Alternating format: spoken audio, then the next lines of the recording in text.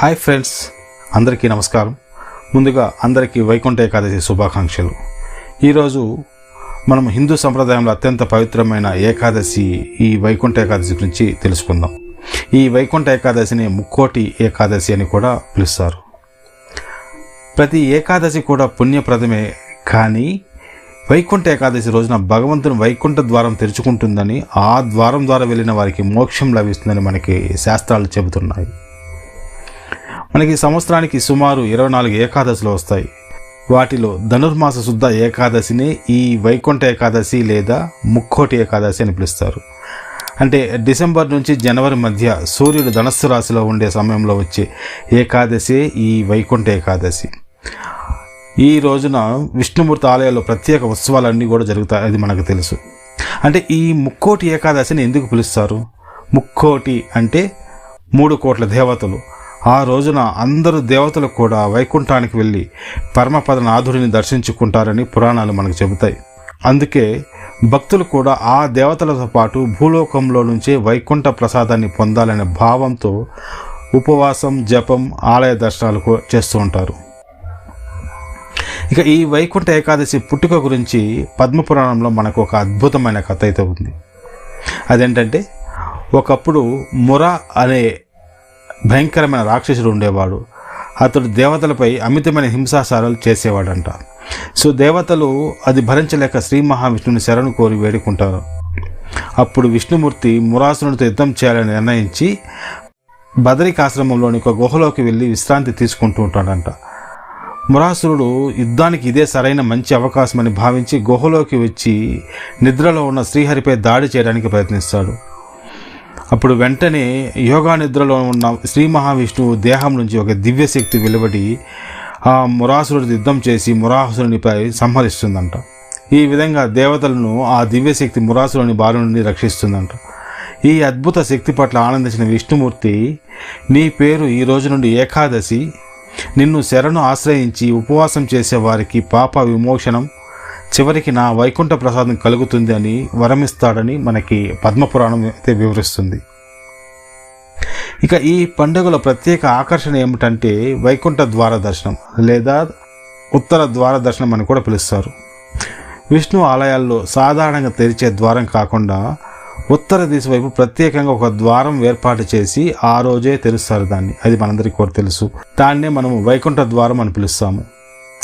ఈ ద్వారం ద్వారా భక్తులు లోనికి ప్రవేశించి దేవాలయంలో గర్భగుడి చుట్టూ ప్రదర్శన చేస్తూ వెళ్తుంటారు. ఆ ద్వారం ద్వారా వెళ్ళడం అంటే భగవంతుని నిత్య వైకుంఠ లోకంలో అడుగుపెట్టినట్లేని, పూర్వజన పాపాలు ప్రక్షాళన అవుతాయని విశ్వాసం.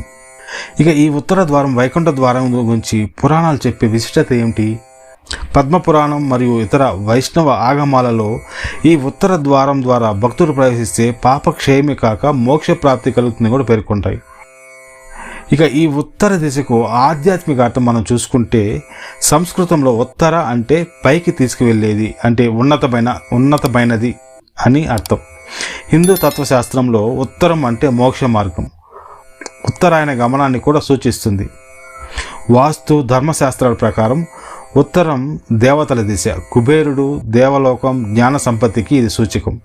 అందుకే ఉత్తర ద్వారం ద్వారా వెళ్ళటం ఆధ్యాత్మికంగా పైకి ఎక్కే ప్రయాణాన్ని సూచిస్తుంది. ఇక ఈ ఉత్తర ద్వార దర్శనం ఎందుకు చేయాలి?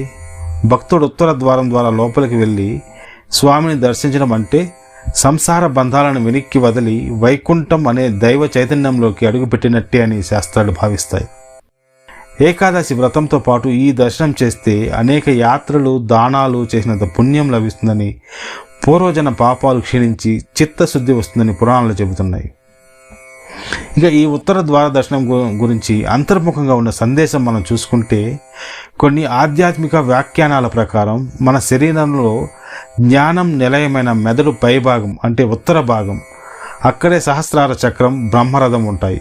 అవి వికసిస్తే జీవన్ముక్త స్థితి వస్తుందని చెప్పబడింది. అంటే ఆలయంలో ఉత్తర ద్వారం తెరచి భగవంతుడిని దర్శించుకోవడం, మన అంతరంగంలోని జ్ఞానద్వారం తెరచి పరబ్రహ్మాన్ని అనుభవించమని సూచించేదే ఈ ఉత్తర ద్వార దర్శనం వెనుక ఉన్న నిగూఢ అర్థం. ఇక ఈ వైకుంఠ ఏకాదశికి వ్రతం ఎలా చేయాలి అంటే, వైకుంఠ ఏకాదశి నాడు భక్తులు ఏం చేయాలి? సంప్రదాయం ప్రకారం ఏం చేయాలంటే, అండ్ ముందు రోజు అంటే దశమి నాడు సాయంత్రం సాత్విక ఆహారం తీసుకొని రాత్రి నుంచి ఆధ్యాత్మిక భావనతో ఉండడం మంచిదని చెబుతారు. ఏకాదశి రోజున ఉదయం త్వరగా లేచి తలస్నానం చేసి శుచిగా ఉండి విష్ణుమూర్తి విగ్రహానికి పూజ చేసి వ్రత సంకల్పం చేసుకోవాలి. మనం వైకుంఠ ఏకాదశి ముఖ్యమైన భాగం ఉపవాసం. శాస్త్ర ప్రకారం ఈరోజు అన్నం తినకూడదు, అలాగే నిషేధ ఆహారాలను కూడా మానుకోవాలి. శక్తి ఉన్నవారైతే నిర్జల ఉపవాసం పాటించవచ్చు, లేకపోతే ఫలాలు పాలు వీటితో ఉపవాసం కొనసాగించవచ్చు. రోజంతా కూడా వీలైనంత వరకు ఓం నమో నారాయణాయ, శ్రీ విష్ణు సహస్రనామం, వెంకటేశ్వర సుప్రభాతం లాంటి స్తోత్రాలు జపించడం అత్యంత పుణ్యకరమని చెప్పబడింది. ఇక రాత్రి జాగారం విషయానికి వస్తే ఏకాదశి రాత్రి నిద్ర తగ్గించి జాగారం చేస్తూ హరినామ స్మరణ భజనలు పారాయణం చేస్తే మరింత ఫలితం కలుగుతుందనే విశ్వాసం కూడా ఉంది.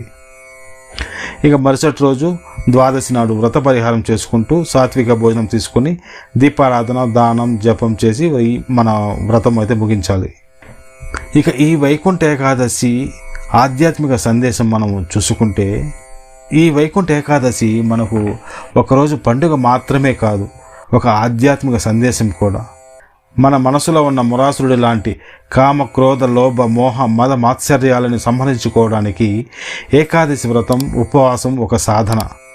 వైకుంఠ ద్వారం అంటే బయట ఉండే ఒక గుమ్మం మాత్రమే కాదు, మన హృదయం కూడా ఒక ద్వారమే. అది శుభ్రపడి భగవంతుని స్మరణతో నిండితేనే నిజమైన వైకుంఠానుభూతి వస్తుందనే సందేశాన్ని ఈ పండుగ మనకు గుర్తు చేస్తుంది. ఈ రోజున భక్తి, సేవ, దానం, ఉపవాసం, క్షమాభావం ఇవన్నీ కలిసి మన మనసులోని ద్వారాన్ని దేవునికి తెరచివేస్తాయి. ఇదండి వైకుంఠ ఏకాదశి లేదా ముక్కోటి ఏకాదశి పుట్టిక, పురాణ కథ, వ్రత విధానం, ఆధ్యాత్మిక ప్రాముఖ్యత. మీరు ఎక్కడ ఉన్నా మీకు సాధ్యమైనంతగా ఈరోజు ఉపవాసం, జపం, పారాయణం చేస్తూ భగవంతుని స్మరించండి. అంతే చాలు, ఆయన్ని కటాక్షం తప్పకుండా లభిస్తుంది. మీకు ఈ వీడియో నచ్చితే ఇలాంటి మరిన్ని ఆధ్యాత్మిక ఆలయ చరిత్రల వీడియోల కోసం ఛానల్ని సబ్స్క్రైబ్ అవ్వడం మర్చిపోకండి. అలాగే వీడియోని షేర్ చేసి మరెంతో మందికి వైకుంఠ ఏకాదశి ప్రాముఖ్యతను తెలియచేయండి. ఆ శ్రీమన్నారాయణుని ఆశీర్వాదాలు ఎల్లప్పుడూ మీ మీద ఉండాలని మనస్ఫూర్తిగా కోరుకుంటూ జై శ్రీమన్నారాయణ, జై శ్రీ వెంకటేశ్వర స్వామి.